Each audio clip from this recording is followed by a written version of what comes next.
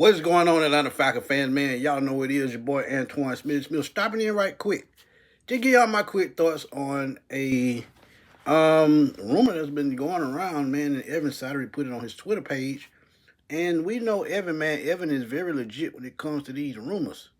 But this is a rumor that I pretty much expected. Why?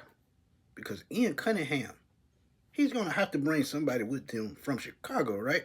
That's what some GMs do. Wherever they come from, and it's players they drafted that they really like, they're gonna bring them, especially if it's a need. And a need just became something that the Falcons just let out the bag, but we already knew it.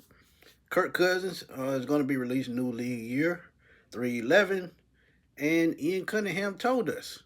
Did talk to Kirk and his representation, Mike McCartney, letting them know that we will release him on the first day of the league year. Just felt that was out of respect for Kirk and Mike, his agent, and what he's done in his career. I owe that to him. We owe that to him to allow him some clarity going into free agency. But Tyson Bagent, quarterback of the Chicago Bears, backup quarterback, is a need for the Falcons, and I could see it happening. But Evan said the Falcons are viewed as a potential trade destination for Tyson Bagent, and the Bears appear to be open to moving him, who could fetch a day 2 draft pick value as one of the NFL's best backup thus far. New GM Ian Cunningham worked under Ryan Poles in Chicago. But I'm telling y'all, this is a need. And they're saying a day 2 pick. So we're looking at probably a day 2 pick. I'm looking at a third round pick. Second round, no way. Third round, I'm going to kind of push on that one. I'm going to say a fourth round pick.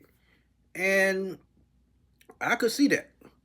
Because if they're telling us in these combine interviews that Michael Penix is their future, it only makes sense to bring in a guy that can be a bridge. And when he's done doing that, he reverts to being a backup. Now, a lot of y'all may not know this kid because he went undrafted in 2023. And he's from Shepherd College in West Virginia. He ended up winning the amateur Harlan Hill Award for Best Amateur in West Virginia at Shepherd College, a Division II school. And he broke the school records in passing yards and also completions. So when you think about it, he's a very talented kid.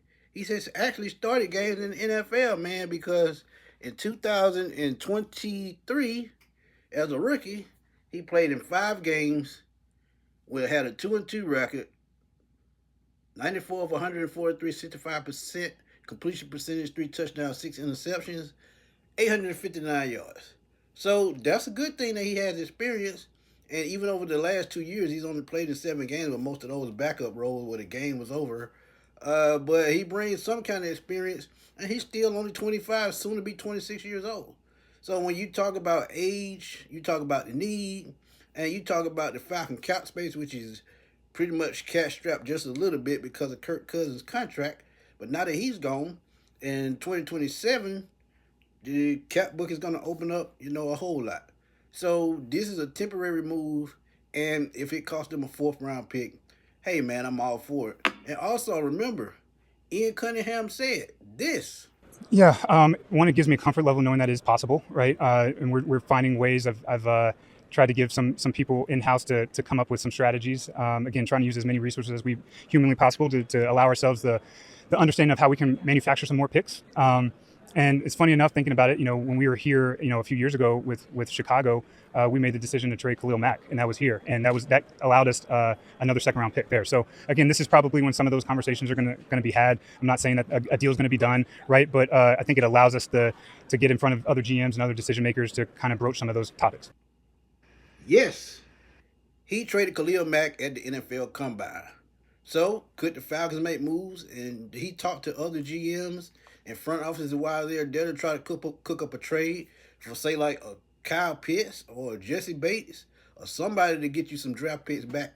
Because if you can trade Khalil Mack, you can pretty much trade in anybody's tradable at that point. Because he is a superstar / future Hall of Famer, and they moved him at the NFL Combine. But that's neither here nor there. Tyler Bagent, should the Falcons make that deal for him? Ian Cunningham is, fluttered at his a possible trade at some point to get more picks because he says he's a draft buff, and I believe him. But to go get that quarterback with a day 2 pick, maybe early day 3 pick, I'm all for it, man, especially when it's a need. But y'all let me know what y'all think. Drop those comments. Let's debate. Let's have fun as always, man. Y'all know how we do it on Sports Machine. This your boy Antoine Smith signing off. I will holler at y'all soon, man. Peace.